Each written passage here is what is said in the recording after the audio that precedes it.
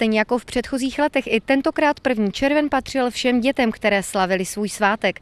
Možností, jak si naplno užít tento významný den, měli nespočet. Zábavné odpoledne pro ně připravilo v tomto regionu například občanské sdružení Jančovka z Kyjova či Dům dětí a mládeže ve spolupráci s Bukovanským mlýnem.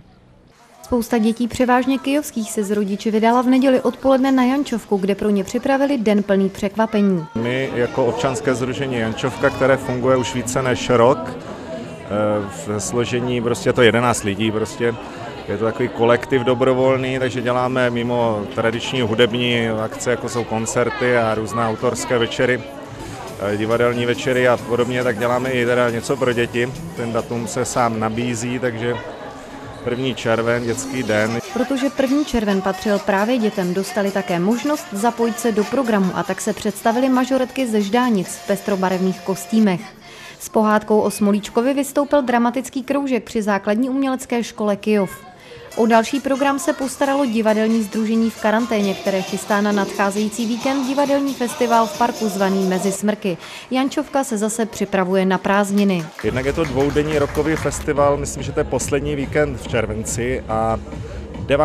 srpna chystáme takovou větší pro nás jako vlastně celoročně připravovanou akci jazzový festival, kdy nás navštíví takové osobnosti jako třeba Rostislav Fráš, Boris Urbánek nebo Luboš Andrš s bluesbandem.